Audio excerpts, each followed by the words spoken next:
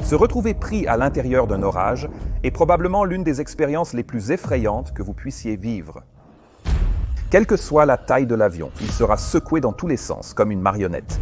Et il y a bien peu de choses que nous, pilotes, pouvons faire une fois que la nature reprend le dessus.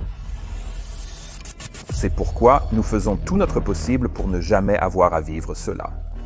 Et c'est aussi ce qui rend cette histoire si difficile à comprendre. Restez avec nous. Le 2 août 2005 était une belle journée chaude à Paris, en France. Il n'y avait que quelques cumulus blancs dans le ciel lorsque le commandant de bord de cette histoire descendit de son train et se dirigea vers l'immense terminal de l'aéroport Charles de Gaulle de Paris. Charles de Gaulle était la principale plateforme d'Air France, le fier transporteur national français et l'employeur de ce commandant de bord cette année-là. Il travaillait pour eux depuis que sa précédente compagnie Air Inter avait été absorbée par Air France en 1997.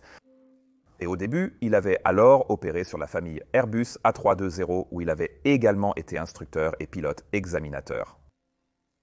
Mais après quelques années, il avait alors demandé à être transféré vers la flotte longue courrier où on lui avait proposé un poste de commandant de bord sur l'Airbus A340 quadrimoteur en 2001. Après un certain temps à ce poste, Air France lui a également proposé un poste d'instructeur sur l'A340, mais il a poliment refusé. Motivé par la volonté d'acquérir d'abord plus d'expérience sur ce type d'appareil, ce qui, à mon avis, était une démarche très humble. Il était très apprécié de ses collègues, qui disaient tous qu'il était très agréable et détendu en vol. Et le personnel de cabine l'adorait en raison de sa communication ouverte et terre à terre. Son dossier de formation irréprochable prouvait son amour inconditionnel pour son métier. Et ce jour-là, il totalisait 15 411 heures de vol, dont 1 728 effectuées sur l'Airbus A340. Donc, à tous égards, c'était un pilote de très haut niveau. Mais au cours des dernières années, il s'était senti plus fatigué qu'à son habitude. Il avait passé divers examens médicaux sans trouver de raison particulière à cela. Mais Air France lui avait tout de même accordé un planning réduit afin qu'il puisse bien se reposer entre ses vols. À cause de cela, son vol précédent avait eu lieu 12 jours plus tôt, donc il se sentait maintenant en pleine forme et attendait avec impatience le vol à venir. Selon son planning, il était maintenant prévu qu'il fasse voler son Airbus jusqu'à l'aéroport international Lester B. Pearson de Toronto, au Canada, ce qui constituait à l'époque l'un des plus longs vols non augmentés du réseau d'Air France. Non augmenté signifiait qu'il n'y aurait que 2 pilotes à bord, plutôt que 3 ou 4, ce qui est nécessaire si le temps de service prévu est plus long. Mais ce n'était pas le cas ici, puisque cette mission ne devait durer qu'environ 11 heures. Le commandant de bord avait voyagé depuis son domicile dans le sud de la France. Il était maintenant arrivé à la salle d'équipage d'Air France environ 2 heures et demie avant l'heure prévue du départ du vol, ce qui signifiait qu'il avait largement le temps. Une demi-heure après l'enregistrement du commandant de bord, le copilote est arrivé. Le commandant de bord le connaissait d'une séance de contrôle sur simulateur effectuée ensemble des années auparavant. Le copilote travaillait aussi pour Air France depuis des années, d'abord comme membre d'équipage depuis 1985, puis comme pilote à partir de 1997. Il était très respecté au sein de la compagnie, tant par les instructeurs que par ses collègues pilotes. Et au moment de ce vol, il totalisait 4 834 heures de vol, dont un peu plus de 2 500 heures sur l'Airbus A340.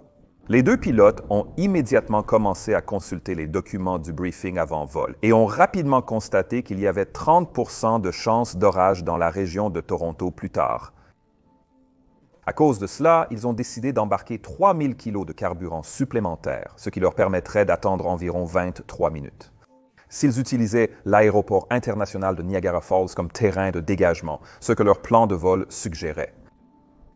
Mais ce carburant supplémentaire leur permettait aussi d'atteindre d'autres terrains de dégagement, ce qui est une bonne idée lorsqu'il y a des orages prévus, puisque ces tempêtes peuvent couvrir une grande zone et donc affecter plusieurs aéroports différents. Quoi qu'il en soit, la météo à Toronto était excellente au moment où ils consultèrent les prévisions, et une probabilité de 30% d'orage n'est pas vraiment un gros problème. Donc, je doute que ce fait ait vraiment fait monter le rythme cardiaque des pilotes. Il n'y avait aucun NOTAM ni autre problème particulier à signaler. Ils se sont donc rapidement dirigés vers l'équipage de cabine afin de leur donner un briefing sur le vol à venir. 10 membres d'équipage de cabine étaient prévus pour ce vol, mais comme il s'est avéré plus tard, 3 membres d'équipage supplémentaires voyageaient également en tant qu'équipage passager sur ce vol. Un détail qui allait finalement s'avérer très important. Le commandant de bord volait pour la première fois avec un chef de cabine principal, mais ils se sont rapidement très bien entendus au fur et à mesure du briefing et qu'ils apprenaient à se connaître. Une fois que tout le monde était satisfait de ses rôles et de ce qu'il fallait faire, l'ensemble de l'équipage a commencé à se diriger vers leur Airbus A340 rutilant qui les attendait à leur porte d'embarquement. Le Airbus A340 est un très grand avion. En fait, c'est le plus long de tous les Airbus.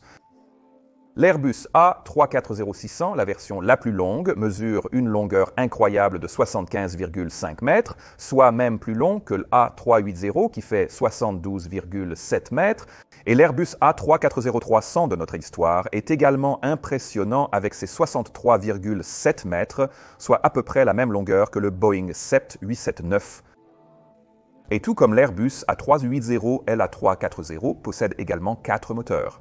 Mais même si c'est le cas, il a toujours été connu pour être légèrement sous-motorisé, ces 4 moteurs CFM56 ne fournissant tout simplement pas autant de puissance que nous, les pilotes, l'aurions souhaité. Cependant, cet A340 spécifique était en bon état technique, sans problème majeur enregistré dans son carnet. Lorsque les pilotes sont entrés dans le cockpit, ils avaient déjà décidé que le commandant de bord serait le pilote en fonction pour le départ et que le copilote prendrait ensuite les commandes et piloterait l'avion pendant l'atterrissage. La raison en était que le commandant de bord voulait effectuer un décollage lors de ce vol, probablement pour éviter d'avoir à aller au simulateur plus tard. En tant que pilote, nous devons avoir effectué 3 décollages et atterrissages dans les 90 derniers jours pour pouvoir transporter des passagers. Et pour un commandant de bord long courrier avec un planning limité, cela peut parfois devenir un peu compliqué.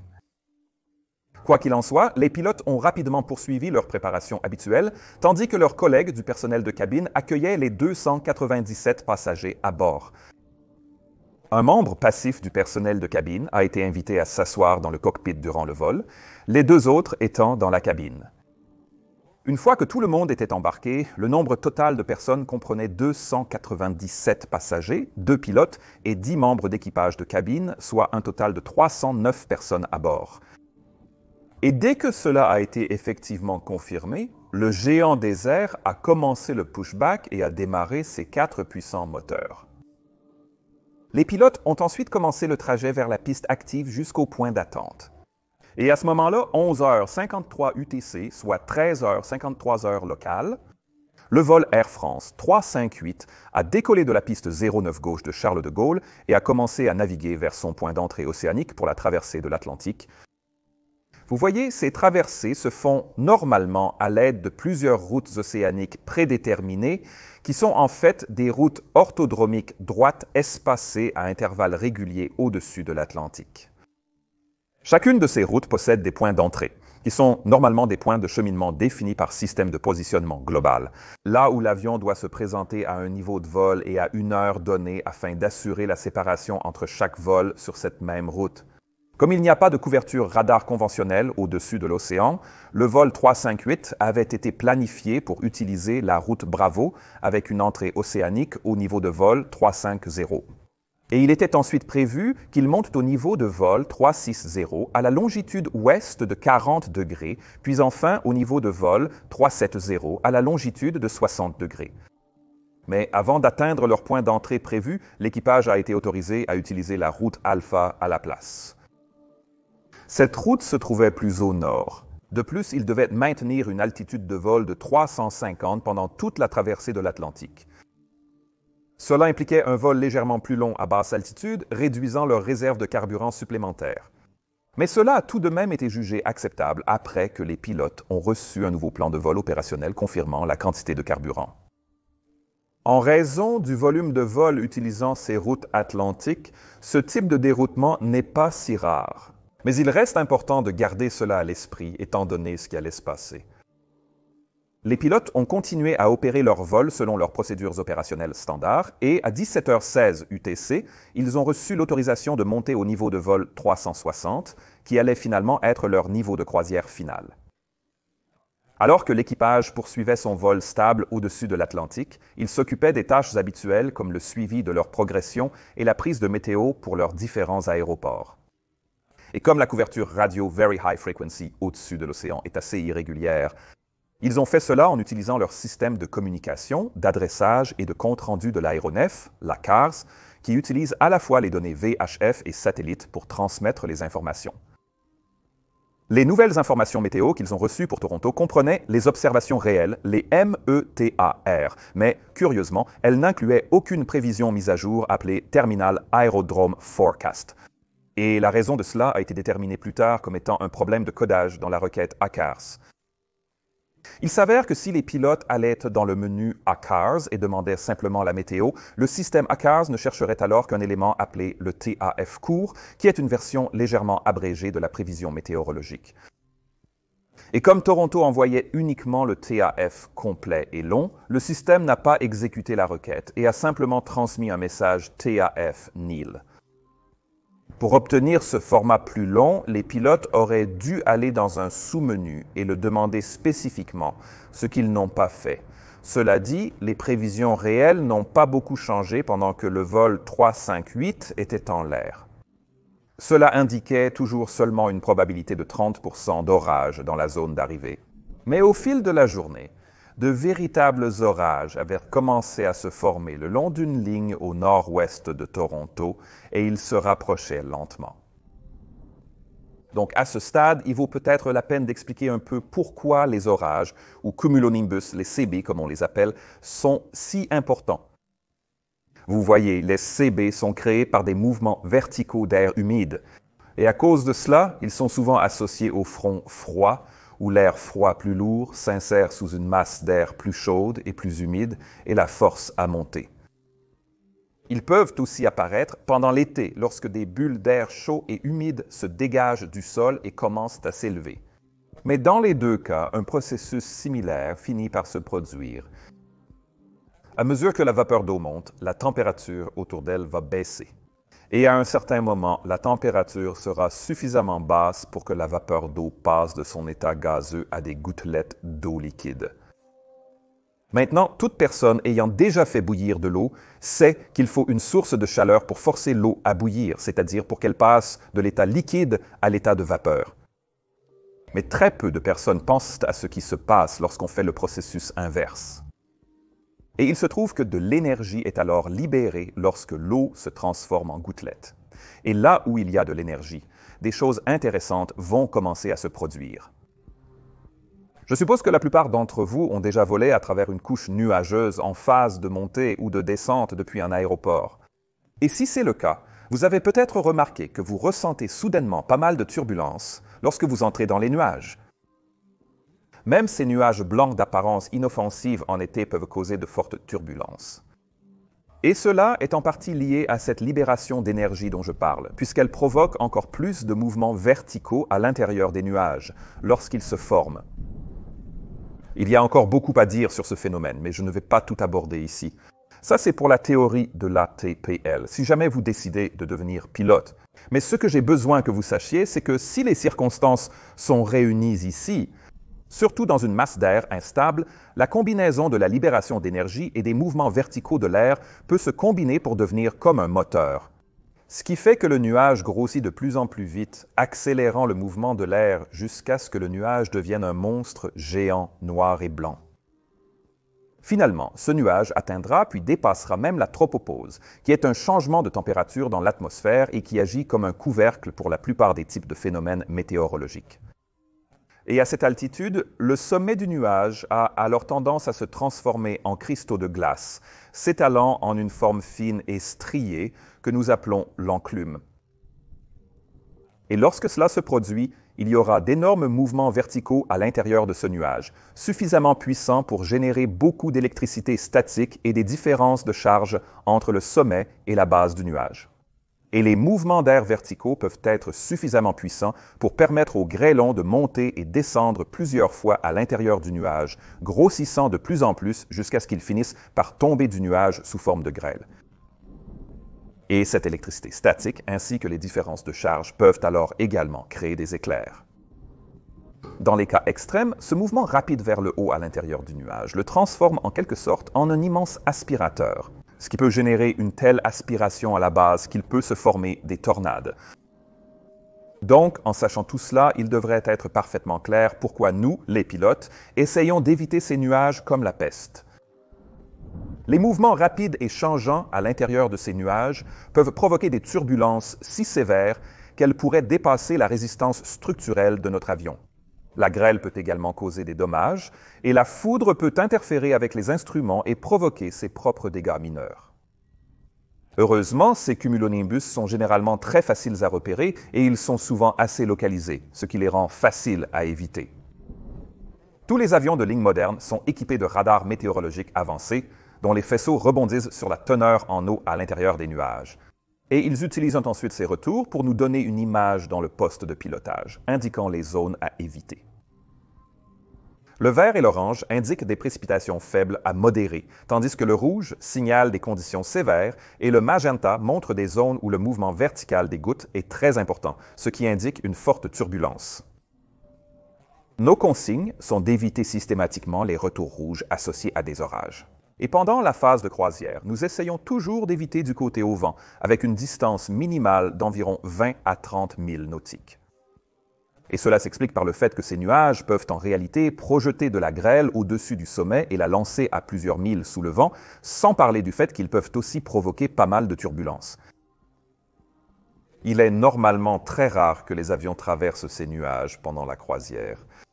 Et les rares fois où cela s'est produit, vous en avez normalement entendu parler dans les actualités. Cela se produit souvent lorsque des passagers sont blessés par de fortes turbulences soudaines.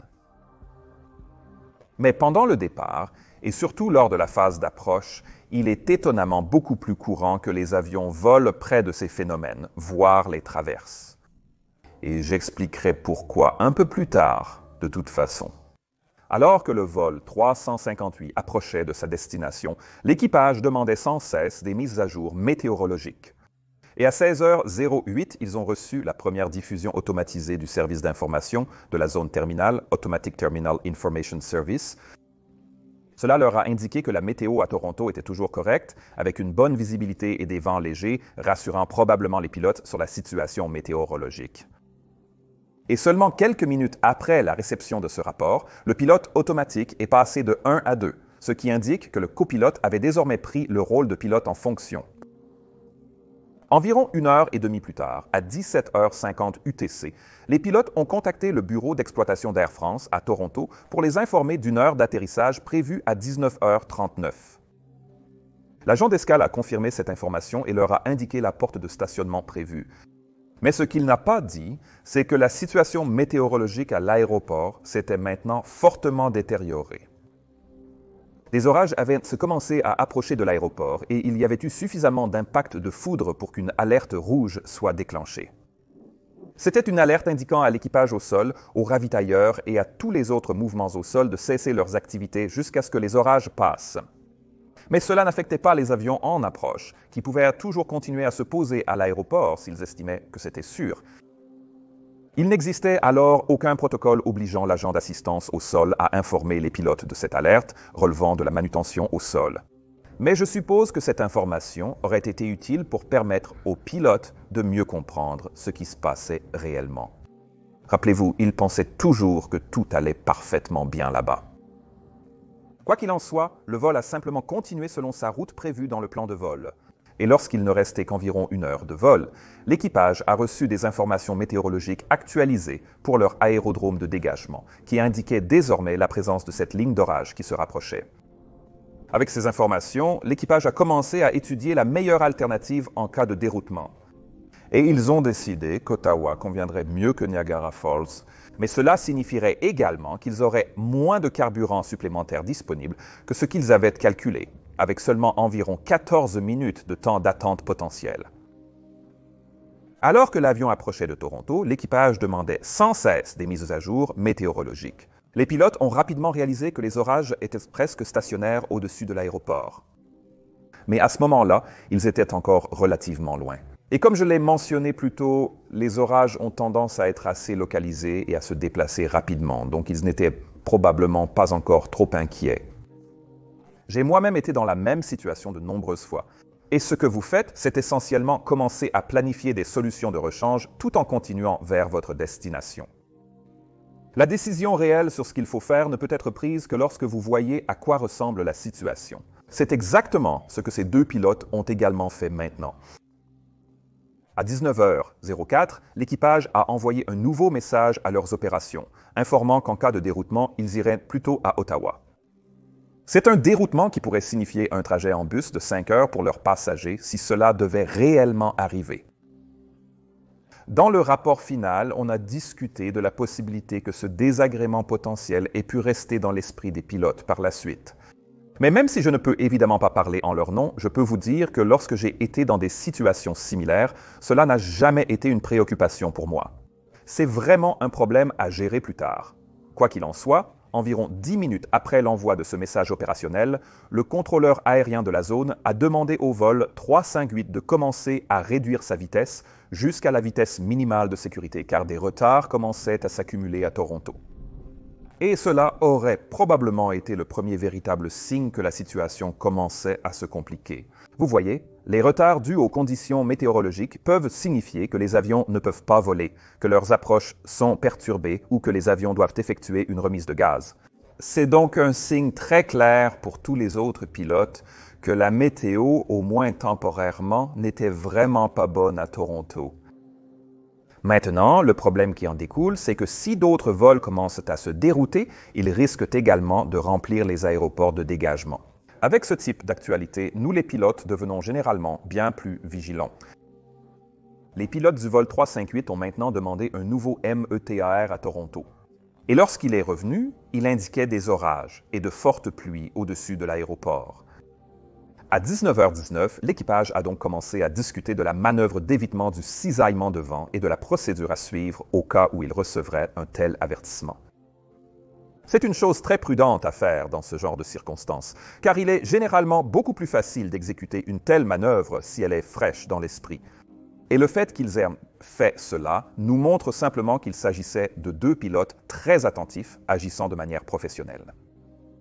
Le contrôle aérien les avait d'abord informés qu'ils entreraient probablement dans un circuit d'attente pour de nouvelles instructions. Mais avant qu'ils ne puissent entrer dans le circuit d'attente, le contrôleur a commencé à leur donner des vecteurs radars à suivre. Et pendant que les pilotes faisaient cela, ils ont également demandé plusieurs changements de cap afin d'éviter les cellules orageuses. À ce moment-là, les montagnes atteignaient jusqu'à 45 000 pieds autour d'eux, dépassant largement leur altitude de croisière.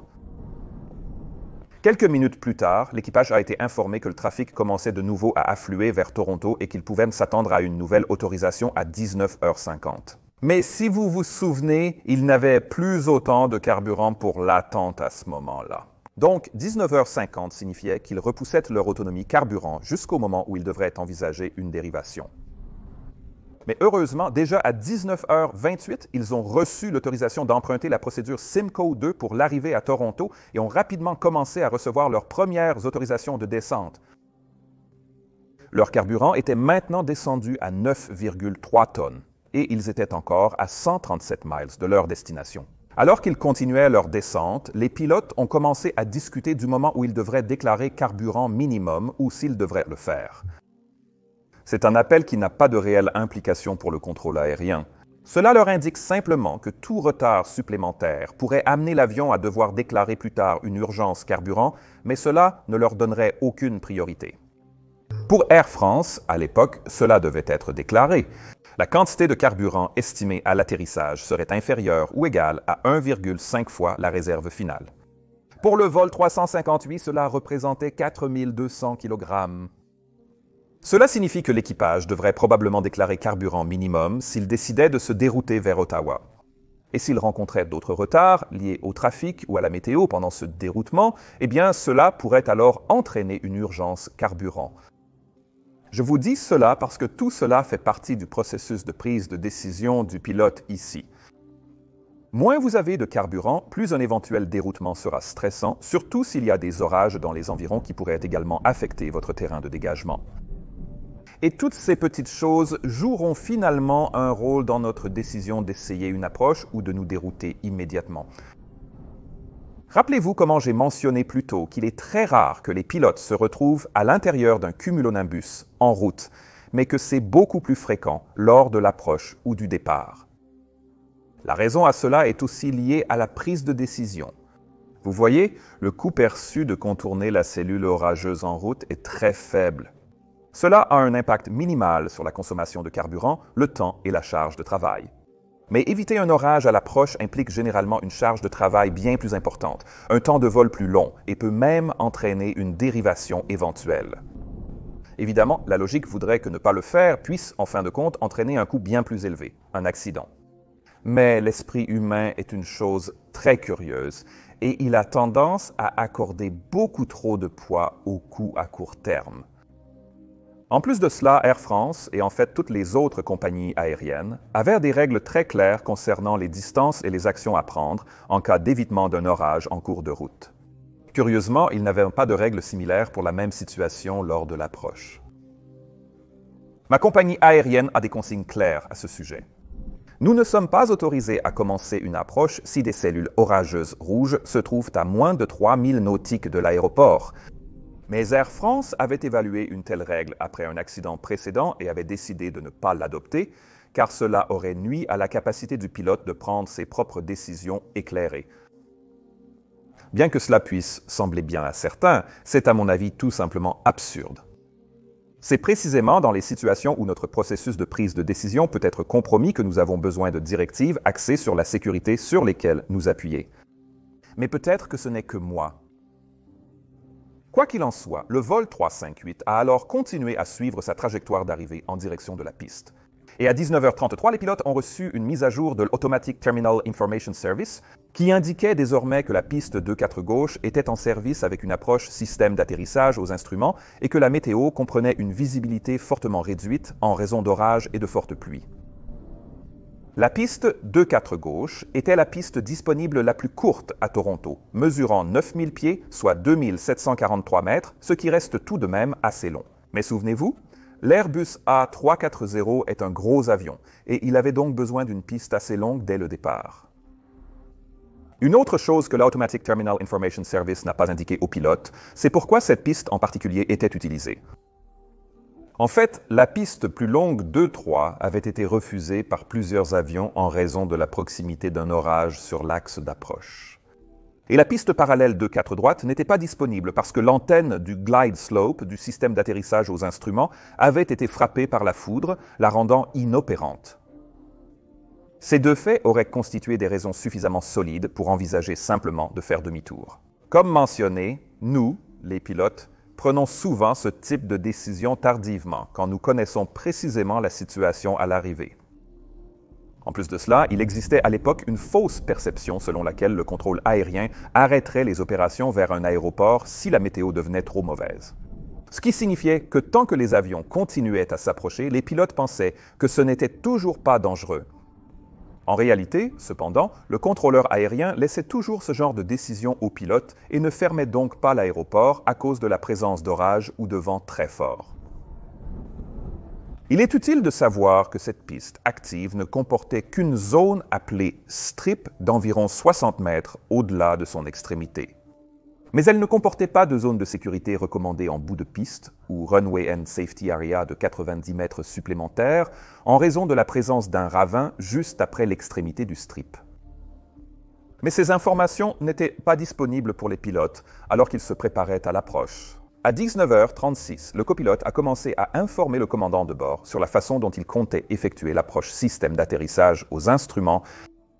Mais, curieusement, ce briefing n'incluait pas la procédure de remise de gaz, ni la distance d'atterrissage requise.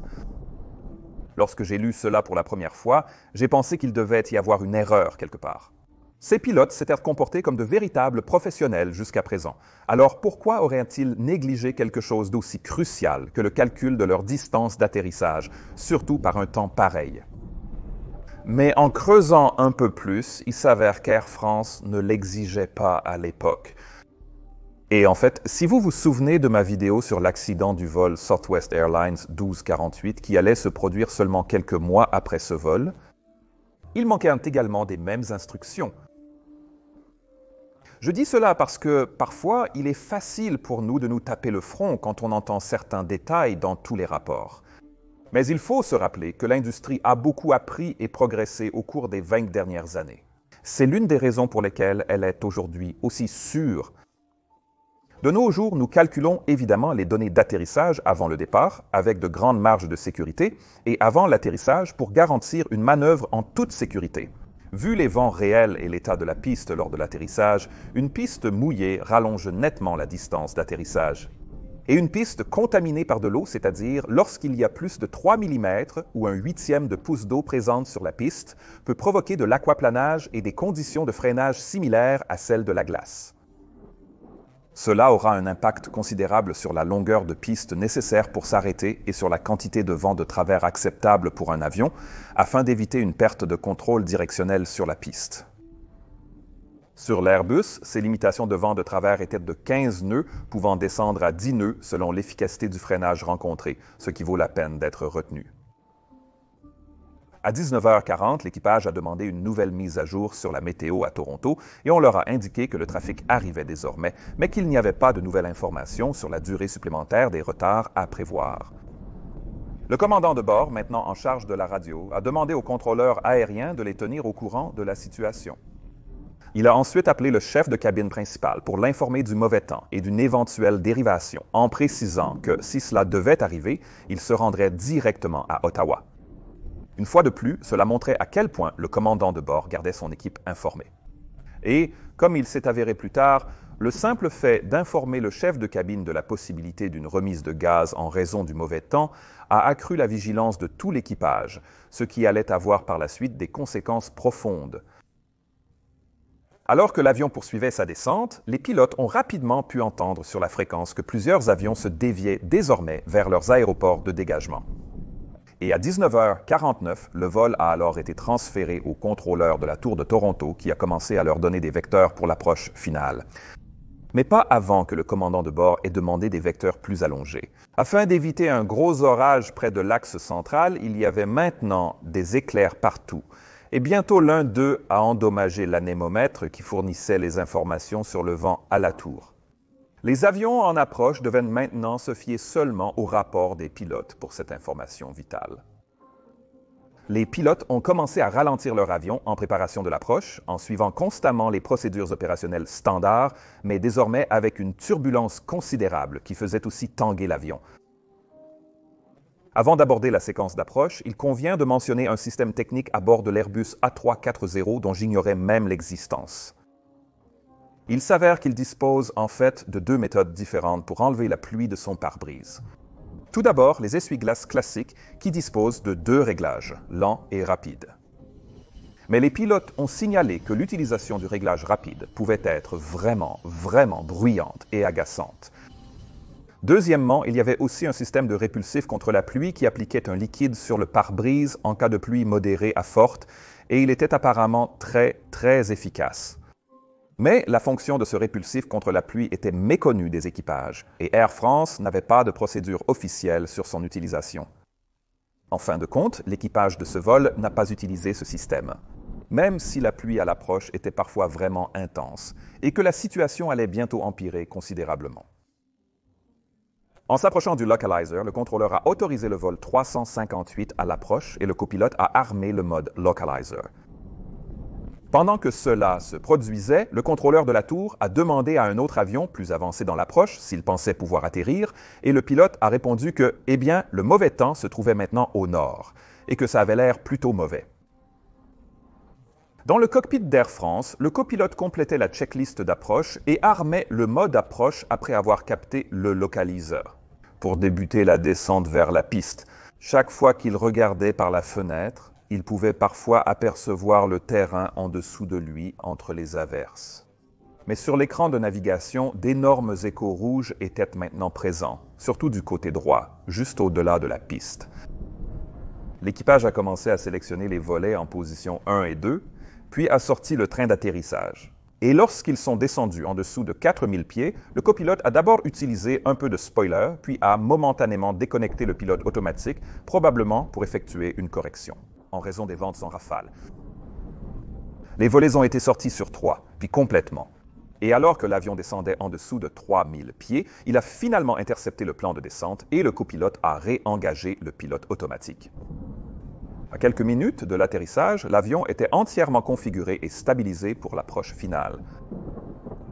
À 19h48, l'un des avions qui avait atterri avant le vol 358 a signalé que l'efficacité du freinage était jugée faible, ce qui signifie qu'ils avaient rencontré d'importantes difficultés de décélération.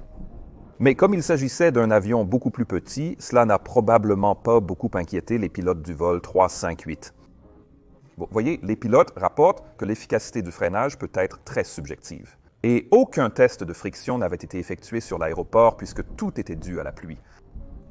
Mais les pilotes ont tout de même décidé de régler l'autobrake de faible à moyen, montrant qu'ils ont au moins partiellement pris en compte cette information. S'ils avaient réellement consulté leur manuel de performance à ce moment-là, ils auraient vu que, même avec ce réglage d'autobrake, la distance d'atterrissage nécessaire devenait maintenant dangereusement proche de la longueur de piste disponible. Et cela avec un vent de face. La dernière information de vent transmise par la tour, avant la panne de l'anémomètre, était de 230 degrés, 7 nœuds, constituant un bon vent de face. Mais une autre caractéristique problématique des orages est que la direction et la force du vent peuvent changer très soudainement, car l'air est expulsé de la base dans pratiquement toutes les directions. Cela peut donner lieu à un phénomène appelé cisaillement du vent, où l'avion peut soudainement perdre ou gagner de la vitesse et de l'altitude. Ce qui, si vous vous souvenez, était justement ce dont les pilotes avaient parlé plus tôt. Mais ce à quoi ils n'avaient pas pensé, c'était aux effets possibles qu'un changement soudain de vent pourrait avoir sur leur distance d'atterrissage. Quoi qu'il en soit, les pilotes révisent à présent les actions et annoncent à faire en cas d'approche interrompue. Et ils discutent également de la route d'évitement possible entre les deux plus grosses cellules devant eux. Tout cela alors qu'ils sont constamment secoués violemment par les turbulences causées par les orages à proximité. Le copilote demande aussi d'effectuer la checklist d'atterrissage. Mais lorsque le commandant de bord a essayé de le faire, il a remarqué que le mémo d'atterrissage sur son écran CAM ne s'affichait pas pour une raison inconnue. Cela l'a empêché de poursuivre la checklist, bien qu'il aurait pu continuer manuellement. Cela devrait être perçu comme un premier signe que la charge de travail augmentait fortement dans le cockpit.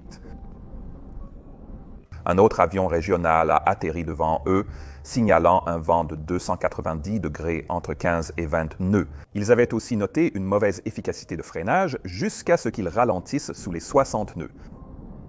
Alors que les pilotes de notre vol regardèrent par leurs fenêtres, ils pouvaient maintenant apercevoir quelques parties de la piste qui semblaient brillantes comme la surface d'un lac sous la lumière de l'après-midi. Un autre signe qu'elle était complètement recouverte d'eau à cause des fortes averses. Parfois, les pistes sont rainurées afin de permettre un drainage plus rapide, mais ce n'était pas le cas ici. L'avion a traversé plusieurs averses pendant la descente, obscurcissant temporairement la vue sur la piste. Mais lorsqu'ils sont passés aux environs de 1300 pieds, environ la moitié de la piste est apparue devant eux. L'extrémité opposée était cachée derrière un immense rideau de pluie, et au-dessus, un nuage d'orage tout aussi imposant. À ce moment-là, un photographe au sol a pris quelques photos de l'aire de trafic et de l'approche. À l'extrémité de la piste, 2/4 gauche, on distingue clairement les nuages sombres et les averses aux alentours, mis en évidence par d'énormes éclairs. Dans le cockpit, le radar météo affichait probablement une immense zone rouge au bout de la piste, rendant l'éventualité d'une remise des gaz particulièrement intimidante.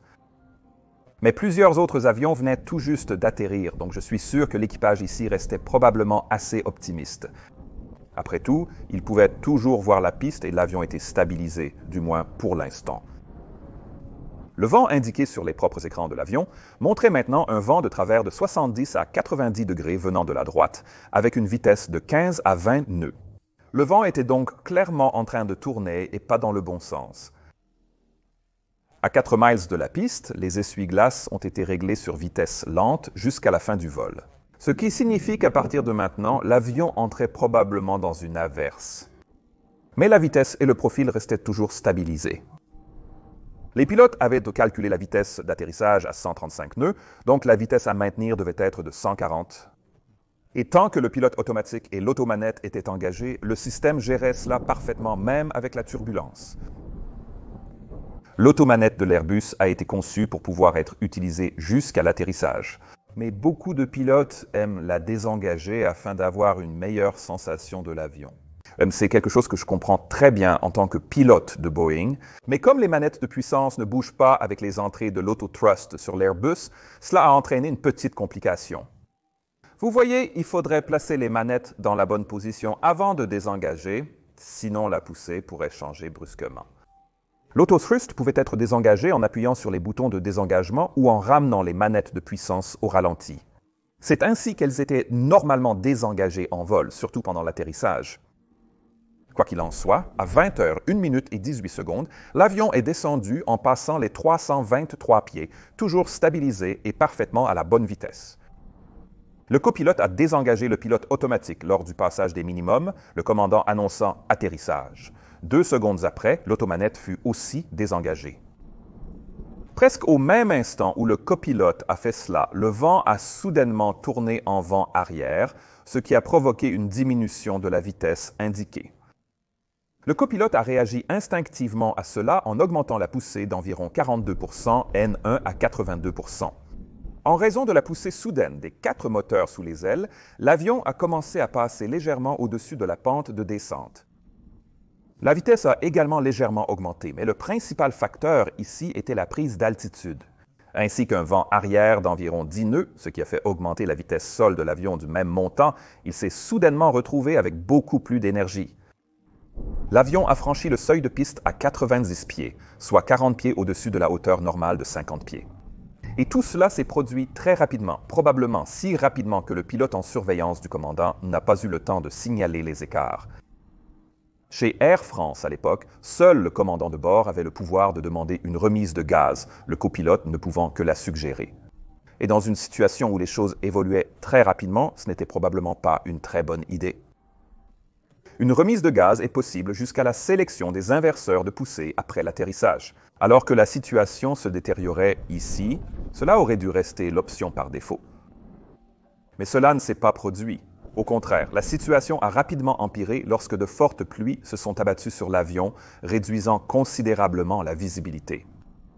Le copilote a alors commencé la ressource en effectuant plusieurs mouvements parfois importants sur son manche à balai, luttant probablement contre une forte turbulence alors qu'il essayait de poser l'avion au sol. Ces actions ont amené l'avion à stabiliser son altitude à environ 25 pieds pendant quelques secondes avec une vitesse sol juste supérieure à 140 nœuds. Cela signifiait que la piste disparaissait désormais rapidement sous eux. Le copilote a ensuite réduit la poussée au ralenti. Mais comme l'avion conservait encore un peu plus d'énergie que nécessaire, il a continué à voler plus longtemps que d'habitude. Certains d'entre vous s'interrogent peut-être, était-ce un cisaillement de vent? Et si oui, pourquoi le système d'alerte ne s'est-il pas déclenché? Mais même si le vent changeait clairement ici, ce n'était pas assez important pour constituer un véritable cisaillement de vent. L'avion a finalement atterri à 20 h, 1 minute et 53 secondes. Et au moment où les roues principales ont touché l'asphalte, environ 3800 pieds sur les 9000 pieds de longueur de piste avaient déjà été utilisés. L'avion se trouvait également à gauche de l'axe de piste et était en crabe d'environ 6 degrés en raison du vent de travers. Le copilote a donc dû se concentrer intensément pour essayer de ramener l'avion sur l'axe central. Tout cela alors que la pluie continuait de tomber sur la piste inondée. D'après les procédures d'exploitation standard d'Air France, le pilote surveillant aurait dû annoncer « spoiler sorti » et « inverseur vert » lorsqu'ils ont été activés. Mais pour une raison que nous ignorons, cela n'a pas été annoncé. Peut-être à cause des nombreuses distractions qui survenaient toutes en même temps. Malheureusement, bien que les freins et les spoilers se soient activés comme prévu, il a fallu 12,8 secondes complètes après l'atterrissage avant que les inverseurs ne soient réellement sélectionnés, puis encore 3,6 secondes pour qu'ils atteignent leur pleine efficacité. C'est vraiment très long dans cette situation. Comme mentionné, les pilotes auraient pu choisir de remettre les gaz via une manœuvre d'atterrissage interrompue jusqu'à la sélection des inverseurs de poussée. Une fois sélectionnés, ce n'était plus une option. Il est difficile de dire pourquoi les pilotes ont décidé de poursuivre l'atterrissage dans ces conditions manifestement inadaptées. Mais il est possible que la gravité des orages dans la direction de remise des gaz ait finalement laissé au commandant de bord le sentiment de ne pas avoir d'autre choix ici. Quoi qu'il en soit, l'avion dévalait maintenant la piste sans aucune chance de pouvoir s'arrêter sur la distance restante. Ainsi, à 20 h, 2 minutes et 19 secondes, le géant Airbus a quitté la piste en dur à une vitesse terrifiante d'environ 80 nœuds, soit 148 km/h. Dans la cabine, tout s'est alors mis à trembler violemment, les coffres à bagages supérieurs se sont ouverts et leur contenu s'est répandu sur le sol et sur les occupants. Un passager a plus tard décrit la sensation comme étant dans un accident de voiture qui n'en finissait jamais. On estime que la séquence réelle de l'accident a duré environ 15 à 20 secondes. C'est long de vivre une telle expérience. L'avion a ensuite continué à rouler sur une voie de service à l'intérieur du périmètre de l'aéroport avant de traverser la clôture de l'aéroport. Il a traversé une route appelée Convair Drive, puis est descendu dans le ravin voisin. Son train d'atterrissage s'est effondré et il a rapidement percuté un pilier en béton qui soutenait une partie des feux d'approche de la piste opposée. La violence de cette course a réussi d'une manière ou d'une autre à ouvrir l'une des issues de secours, la L2, alors que l'avion était encore en mouvement. Et comme les réservoirs de carburant ont été percés lorsque l'avion a commencé à glisser sur le champ avant d'atteindre le ravin, le carburant a rapidement pris feu, provoquant l'entrée de fumée noire dans l'avion par l'issue désormais ouverte.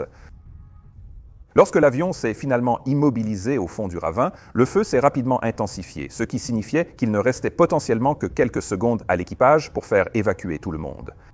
Le commandant de bord, bien que grièvement blessé lors de l'accident, pouvait encore se déplacer. Grâce à la vigilance accrue du personnel de cabine suite au briefing du commandant de bord, ils sont immédiatement intervenus.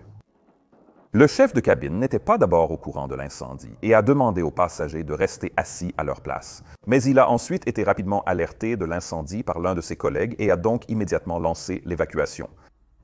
Il a ensuite informé le commandant de bord de l'incendie, ce qui l'a conduit à appuyer sur le bouton d'évacuation dans le cockpit. Mais ni ce système, ni plus tard le système PA ne fonctionneraient, car leur source d'alimentation avait été gravement endommagée. Plusieurs issues de secours étaient également bloquées à cause de l'incendie et des conditions extérieures, donc l'équipage a dû rediriger les passagers terrifiés vers les sorties encore utilisables. Et les 3 membres d'équipage supplémentaires ont été très utiles dans cette situation, aidant à ouvrir les portes et à rediriger les passagers. Dans la tour de contrôle, la visibilité restait mauvaise à cause de la pluie. Mais le contrôleur a vu des éclairs orange quand l'avion a atterri, le poussant à déclencher l'alarme de crash. Et l'équipe des pompiers surveillait également l'atterrissage, ce qui fait que lorsque l'alarme de crash s'est déclenchée, ils étaient déjà en route et ont atteint le site de l'accident en moins d'1 minute après l'alarme.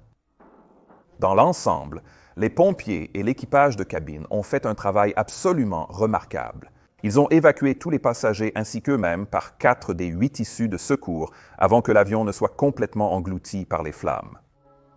Et cela, même si plusieurs passagers ont insisté pour emporter leurs bagages à main avec eux. L'un d'eux est même resté bloqué dans l'allée en essayant de récupérer son bagage, obligeant les autres passagers à évacuer par un autre chemin. Sur les 309 passagers et membres d'équipage, seuls 12 ont été grièvement blessés dans cet accident terrible, mais tout le monde a survécu. L'enquête a débuté immédiatement et a rapidement révélé que la cause principale de l'accident était la décision de l'équipage de conduite d'effectuer l'approche à travers un orage violent et en évolution rapide.